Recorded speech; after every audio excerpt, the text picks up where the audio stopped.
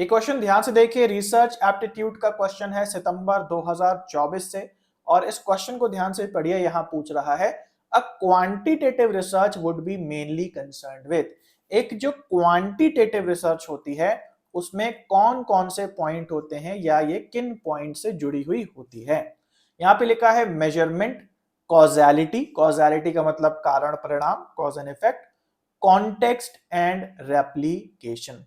तो यहाँ पे ध्यान से हम लोग समझते हैं, ये जो टॉपिक है ये बहुत इंपॉर्टेंट है, क्वालिटेटिव और क्वांटिटेटिव रिसर्च का टॉपिक है।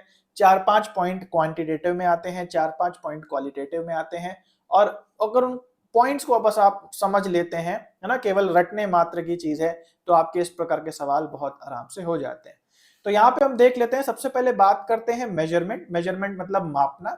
जब भी हम मापते हैं तो वहां पे हम वेरिएबल यूज करते हैं, और जो भी हमारी क्वांटिटेटिव रिसर्च होती है वहां हम ऐसे वेरिएबल्स यूज करते हैं जिनको हम मेजर कर सकते हैं। इंडिपेंडेंट वेरिएबल, डिपेंडेंट वेरिएबल, ये जो एक्सपेरिमेंटल रिसर्च का डिजाइन है ये क्वांटिटेटिव रिसर्च में ही आता है।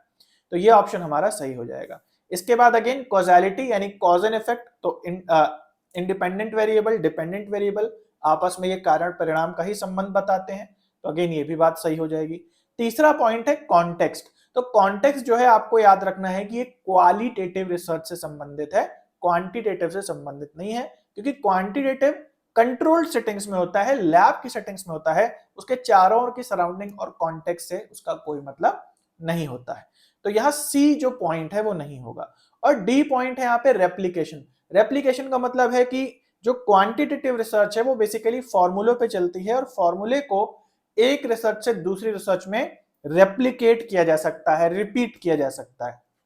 जबकि जो क्वालिटेटिव रिसर्च होती है उसमें होता है यूज केस सिनेरियो, जहां पे आप एक रिसर्च भले सेम टॉपिक को अलग अलग लोग करें, लेकिन उनके कंक्लूजन, उनके लिखने का तरीका अलग अलग रहेगा, क्योंकि जो क्वालिटेटिव रिसर्च होती है उसको लिखने के कई अलग अलग, इंटरप्रेट करने के, डिस्क्राइब करने के कई अलग अलग तरीके हो सकते हैं।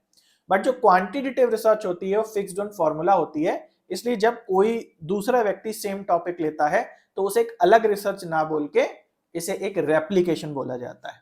तो रेप्लिकेशन जो शब्द है वो जुड़ा हुआ है क्वांटिटेटिव रिसर्च से। तो यहां केवल सी नहीं होगा, इसलिए सेकंड ऑप्शन सही है, ए, बी एंड डी।